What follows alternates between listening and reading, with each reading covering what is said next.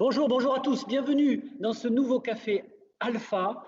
Je suis ici au cœur de la Cité de l'Espace à Toulouse, dans une espèce de salle de contrôle qui a été aménagée pour vous permettre de suivre au plus près la mission Alpha, la nouvelle mission de l'astronaute français de l'Agence spatiale européenne, Thomas Pesquet.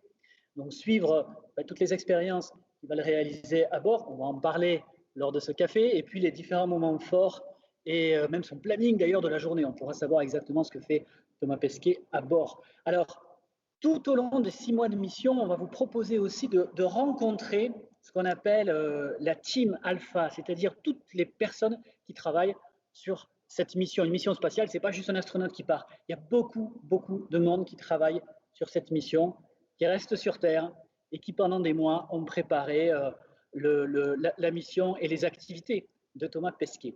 Donc, alors, avant de vous présenter l'invité du jour avec qui je vais boire le café, juste quelques petites recommandations. Je vais vous demander donc de fermer vos caméras, vos micros. Vous êtes sûrement habitués maintenant, ça permet d'avoir un meilleur flux.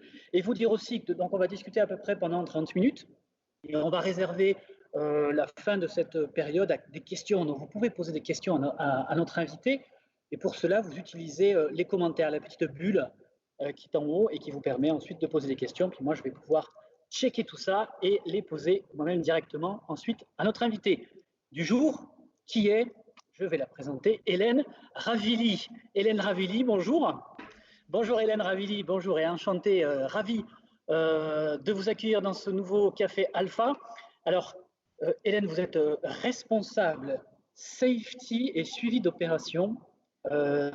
Alors, par Telespazio, vous êtes embauché par Telespazio, vous travaillez pour le CNES, le Centre national d'études spatiales, et exactement au CADMOS, qui est, on va dire, l'endroit ici à Toulouse où on imagine, où on élabore, où on suit les expériences scientifiques et autres, et pas que des astronautes français, d'ailleurs, on va le voir tout à l'heure.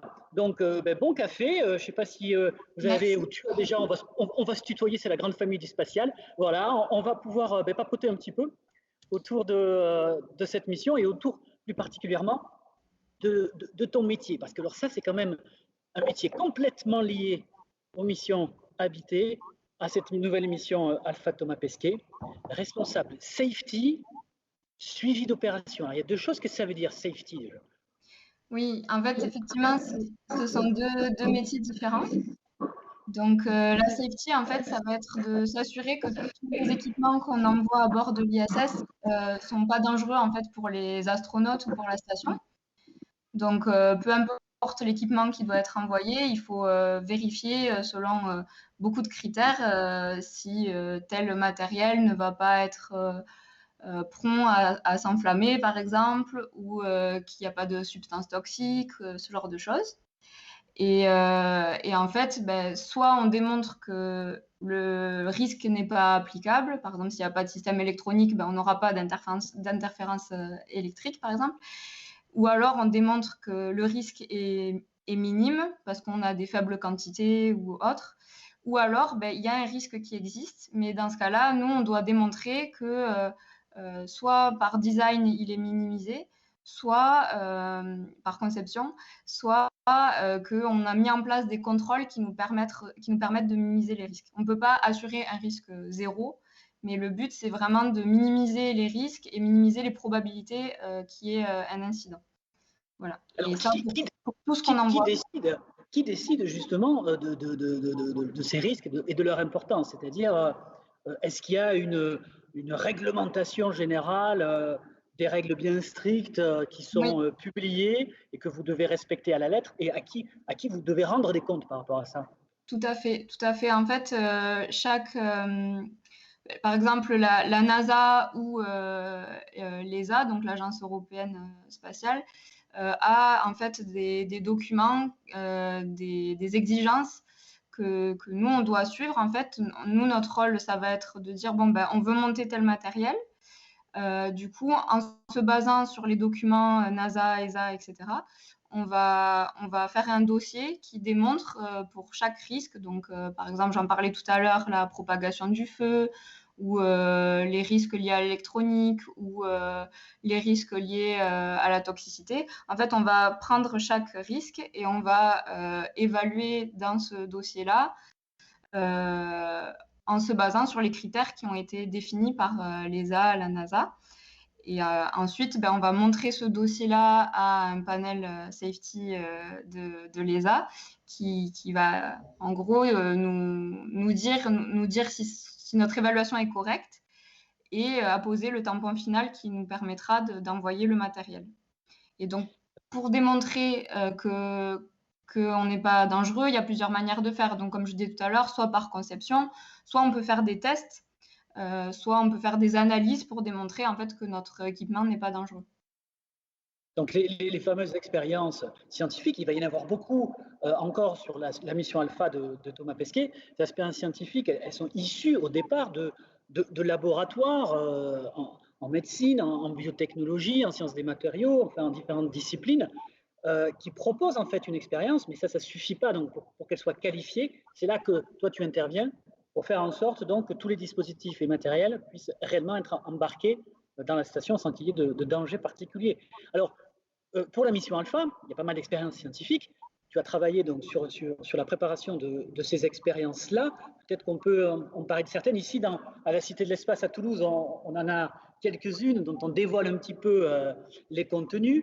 Alors, il y en a une, on va peut-être commencer par là, mais qui est un peu particulière. C'est une expérience éducative qui va permettre à plein d'élèves et d'enseignants partout en France de suivre aussi, de travailler avec Thomas Pesquet autour de l'évolution d'un organisme un peu particulier, un organisme vivant, un blob, qui est voilà, ni champignon, ni végétal, ni animal. Alors ça, c'est un organisme vivant, ça c'est compliqué ça, non, embarquer ça en apesanteur dans la station. Alors c'était une des grandes questions qu'on s'était posées, effectivement. Surtout que c'est un organisme qui croît, qui va s'agrandir. Du coup, on appréhendait un peu cet aspect-là. Mais au final, en fait, pour ce genre d'organisme, on fait appel à un service de la NASA qui va étudier, on va leur donner toutes les informations qu'on a sur cet organisme et sur les conditions dans lesquelles les opérations vont avoir lieu, dans lesquelles il va être lancé, etc. Et eux, en fait, nous fournissent un document qui montre l'évaluation en fait qu'ils ont faite par rapport à la toxicité, à la biosafety. C'est des termes propres au jargon de la safety, mais voilà. Donc, en fait, ce blob-là, visiblement, n'est pas considéré comme toxique ou ayant un risque de biosafety. Donc, ça a été une bonne chose pour nous, mais effectivement, on appréhendait un petit peu cet aspect-là. Oui, donc ça s'est bien passé. Alors après, il y a d'autres objets, on va dire, assez inédits, originaux en tout cas, qui vont être embarqués dans cette mission pour des expériences, notamment donc une expérience qui s'appelle Foam, qui va tester des emballages entièrement recyclables, des emballages même comestibles. Ça aussi, donc au niveau alimentation, j'imagine que les choses ne sont peut-être pas si simples. Oui, tout à fait. C'est deux projets. Donc, en fait, pour vous mettre un peu dans le contexte, et peut-être que vous pourrez montrer l'image de la boîte. En fait, tous les équipements qui sont envoyés Bonne idée, on va faire ça. Vas-y, je te laisse continuer. Ouais. Je vais montrer l'endroit sur la Cité de l'Espace où on voit justement cette boîte. Tous les équipements donc, qui sont envoyés dans la station sont protégés dans des sortes de boîtes qui sont, on va la voir là, voilà, comme la boîte bleue. Exactement. Voilà, donc en fait, tous les équipements sont envoyés là-dedans pour être protégés pendant le lancement parce qu'il y a beaucoup de vibrations, etc. Et habituellement, donc les boîtes qui transportent les équipements, en fait, les parois, elles sont un produit dérivé du pétrole. Donc, dans la mission Alpha, notre but, ça a été aussi de proposer d'autres solutions qui soient plus éco-friendly. Donc, il y a deux types de solutions qui ont été proposées.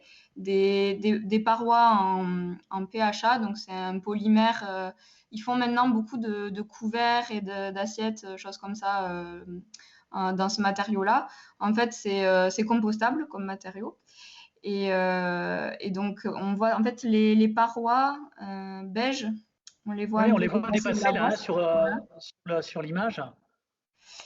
Et aussi, donc l'autre solution qui a été proposée et qu'on teste, ce sont ben, ce qu'on voit à l'intérieur des supports beige, ce sont des madeleines, des pains d'épices. Donc en fait, c'est de remplacer les parois qui étaient en plastique par de la nourriture. Et c'est quelque chose qui est très intéressant parce que c'est important, en fait, là-haut, il n'y a pas énormément de place. Donc, si on peut maximiser le fait d'avoir plus de nourriture et de ne pas envoyer des matériaux pour rien, en plus des aspects écologie, c'est vraiment quelque chose de gagnant, quoi. Ça Voilà. n'a jamais été fait, peut-être, non? Emporter comme ça des emballages comestibles, en tout cas, c'est très original et j'imagine aussi, il Mhm. fallait avoir l'idée et s'assurer surtout que c'était possible. Et ça, c'est vraiment ton rôle, en fait, hein, en tant que responsable safety. Il y a d'autres expériences comme ça, hein, sur lesquelles tu as travaillé.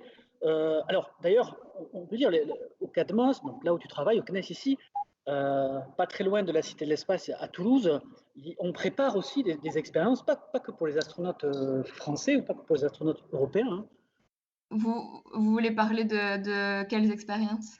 Alors, par exemple, sur les expériences, je sais, parce que dans le cadre aussi de ton travail, on a parlé du safety, mais il y a le suivi d'opérations aussi, les Oui. suivis d'expériences. Donc, ça, c'est une autre casquette, si j'ose dire, et qui sont des expériences qui peuvent être des expériences réalisées par des astronautes européens, mais peut-être aussi par des astronautes cosmonautes russes, en l'occurrence. Oui. C'est bien ça, hein, et ça se passe ici aussi à Oui. Toulouse.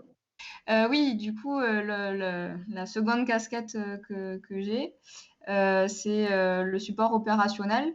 Donc, en fait, quand les astronautes sont à bord, on les aide en fait depuis le sol à faire les expériences parce qu'un astronaute ne peut pas être expert sur tous les aspects d'une expérience. Donc, notre but, c'est en amont de préparer énormément de produits opérationnels. Donc, typiquement, les procédures que les astronautes vont suivre, c'est une sorte de recette de cuisine avec étape 1, par exemple, brancher le matériel, étape 2, appuyer sur le bouton on. Enfin, c'est vraiment très, très détaillé.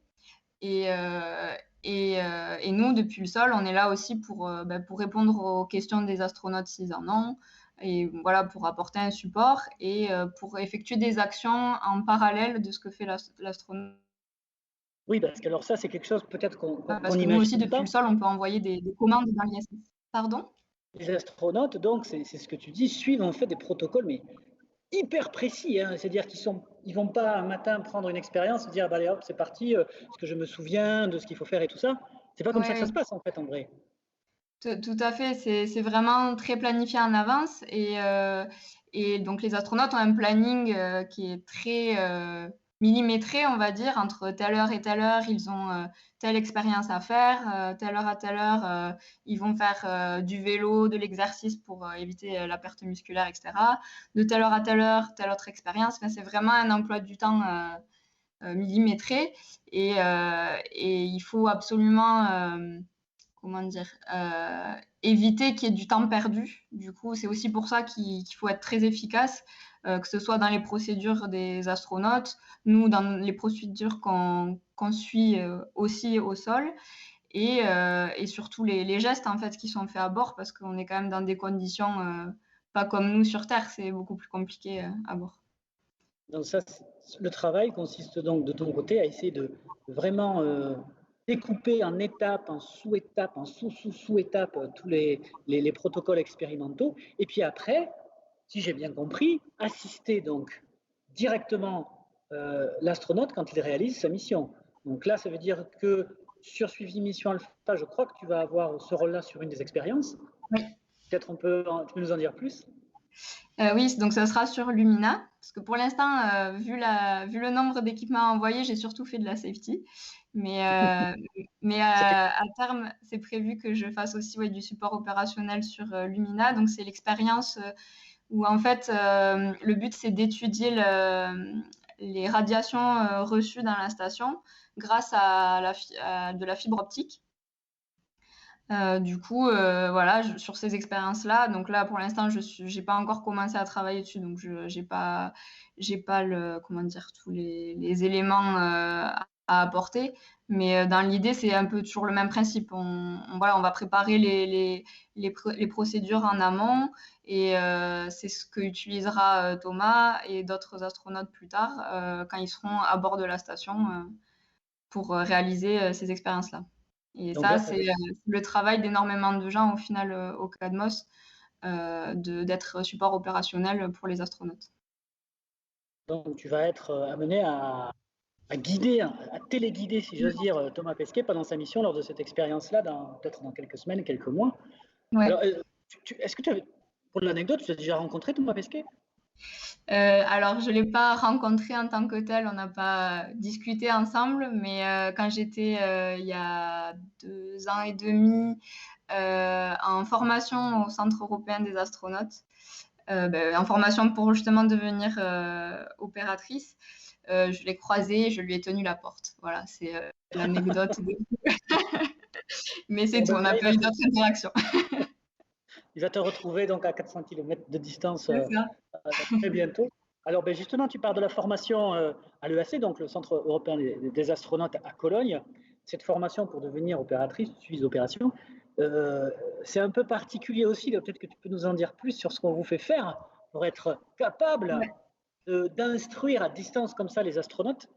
Est-ce que tu as des exemples comme ça d'épreuves ou de tests qui ont été réalisés pendant cette formation? Alors, déjà, juste pour vous mettre dans le contexte, c'est 3 semaines de formation qui sont très, très intensives. En fait, le but, c'est pas d'être expert, mais il faut qu'on connaisse comment fonctionne donc le module européen de la station Columbus. Donc, on va étudier tous les systèmes, comment c'est ventilé, comment c'est alimenté électriquement. Voilà, il y a énormément de données. Et l'anecdote que je retiens et je trouve qu'elle est assez représentative aussi de ce dont on parlait juste avant des opérations, c'est qu'à un moment donné, ils nous ont demandé de nous mettre donc une personne à part, plus loin, de dos à nous, et le reste du groupe un peu plus loin.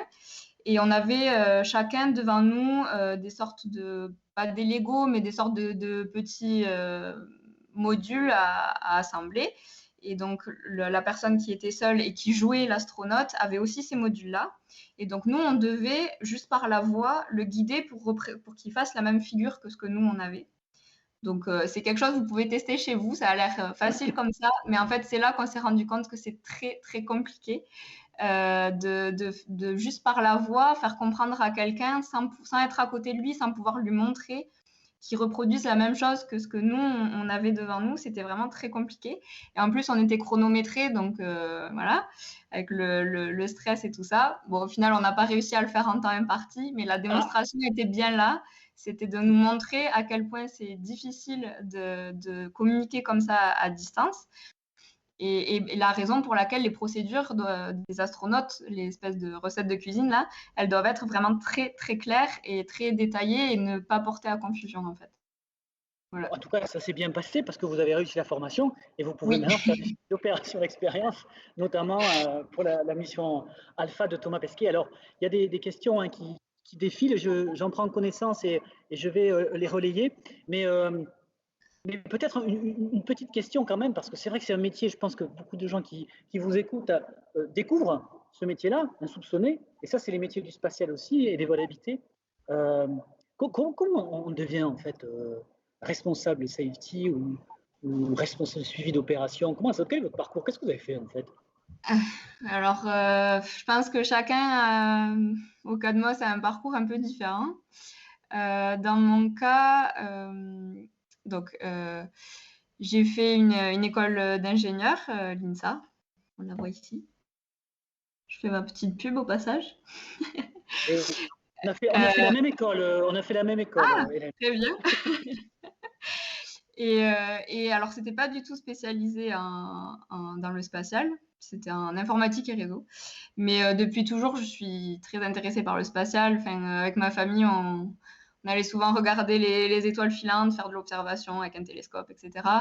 Et quand j'étais en première année INSA, justement, pour mon stage ouvrier et ensuite plusieurs années de suite, j'ai travaillé à la Cité de l'Espace en tant que guide. Ah ben voilà, c'est là que tout s'est passé. C'est ça, c'était on a le été début. collègues. Voilà. Et Et donc après mes études, j'ai décidé de faire un service civique. Et là, en fait, je pense que c'était un mois avant la fin du service civique, j'ai une amie de seconde année INSA qui m'a contactée pour me dire je travaille au CADMOS dans le vol habité, il y a un poste qui se libère pour faire de la safety. Si tu es intéressé, postule. Je me souviens que tu aimes bien le domaine du spatial, alors vas-y. Et voilà, j'ai postulé. Je ne savais même pas ce que c'était la safety, ni les opérations. Et voilà, j'ai été prise. Et ce qui est assez marrant, c'est qu'en fait, donc le service civique, j'ai pu le terminer d'un coup.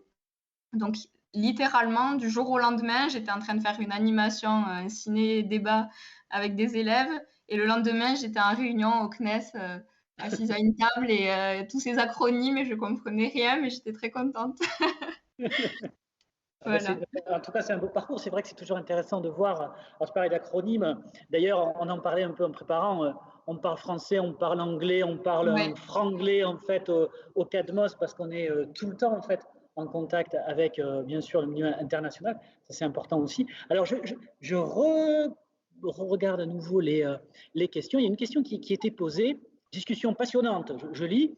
Quel aspect de votre métier préférez-vous? Ouf. Bonne question. Alors, je pense à deux. Alors, le premier, je dirais, c'est que en fait, la safety, du coup, c'est très transverse comme métier. Et ça m'a permis d'étudier un petit peu plusieurs expériences.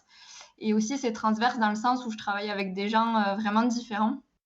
Donc, je travaille avec les responsables d'expérience, avec les gens de la qualité, enfin voilà, vraiment beaucoup de gens, et aussi avec le panel safety de l'ESA. Et donc, c'est des gens que je n'ai jamais rencontrés en vrai, mais on parle au quotidien ensemble. Et ouais, le fait d'avoir ce côté international et d'avoir ça, on le retrouve aussi dans les opérations, mais on est vraiment du coup énormément de nationalités différentes à travailler ensemble, et ça, moi, c'est quelque chose qui me plaît beaucoup. Voilà. Il y avait une autre question juste avant qui concernait la capsule Crew Dragon. Alors d'ailleurs, on va la voir. On a aussi ici à la Cité de l'Espace une évocation de cette fameuse capsule dans laquelle Thomas Pesquet va voyager jusqu'à la Station spatiale internationale. C'est le premier astronaute européen à utiliser cette capsule. La question portait sur est-ce que vous travaillez sur les équipements qui sont dans cette capsule Dragon? Votre activité se limite au CADMOS et la tienne aux expériences scientifiques embarquées. C'est ça, il n'y a pas d'action particulière avec la capsule. Non, non, pas du tout. Et d'ailleurs, les matériels qu'on va envoyer là pour la mission de Thomas Pesquet, il y en a déjà qui sont arrivés à bord en février, je crois. Et Oui. il y en a d'autres qui vont être envoyés cet été. Et, Oui. mais effectivement, mes collègues et moi, on ne travaille pas sur, par exemple, la certification safety de la capsule Crew Dragon. Non, c'est pas notre. C'est quelque chose de différent. Ouais. En tout cas, ça va être aussi une mission assez importante. Alors après, justement, à force de côtoyer tous ces astronautes, est-ce que ça ne donne pas des idées? Parce qu'il y a quand même une sélection qui est en cours pour recruter les nouveaux astronautes de l'Agence spatiale européenne. Je crois que la limite pour candidater, c'est le 28 mai. Il y a encore temps, Hélène. Ça titillait pas un petit peu? Alors, comment une bonne connaissance de ce milieu? Certes, mais alors déjà, je suis très myope et je suis pas la meilleure personne pour la gestion du stress, donc je pense pas être la meilleure candidate, mais c'est vrai que rien que par curiosité, je me dis pourquoi pas. Mais je serais bien embêtée si je devais aller dans l'espace, hein, honnêtement. Le sang-froid et tout ça, tu es bien placé pour savoir justement quelles sont les qualités requises pour les astronautes. Mais enfin, tout le monde peut postuler. Hein, il faut aussi beaucoup de motivation. Je pense c'est une grosse capacité à apprendre. Ça, tu t'en rends compte aussi. On peut dire, hein, souvent les questions nous sont posées, mais quels sont les critères? Un des critères, tu me corriges, hein, c'est vraiment être capable d'apprendre très rapidement une grande quantité de choses, de s'en souvenir et de pouvoir passer comme ça d'une expérience à une autre. Parce que Thomas Pesquet, au cours de sa mission, va faire quoi? Une une centaine d'expériences, peut-être un peu plus au total, hein, quelque chose comme ça. Au total, je crois même que c'est plus que ça. Ouais. Mais je ne saurais pas dire exactement. Mais oui, effectivement, il faut qu'ils aient cette capacité de, alors pas d'être expert sur tous les domaines parce que c'est pas possible, mais de comprendre le fonctionnement global et d'être à même de réagir s'il y a une anomalie, si ça se passe pas comme il faut.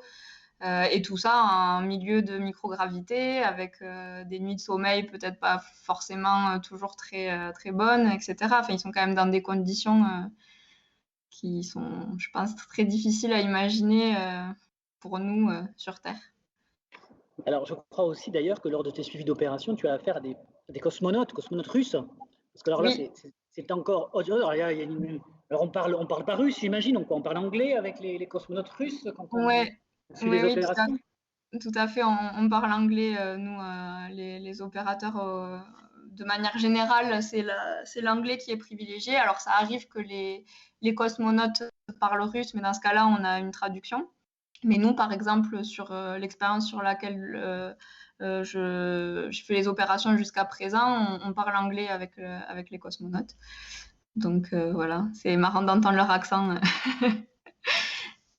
J'imagine en effet, en tout cas, je pense pour beaucoup à la découverte d'un métier du spatial étonnant. Ça se passe donc pas très loin de la Cité de l'Espace, à Toulouse, au Centre national d'études spatiales, au CADMOS. Vous êtes combien à peu près à travailler pour gérer, suivre, exploiter aussi en partie des expériences scientifiques embarquées?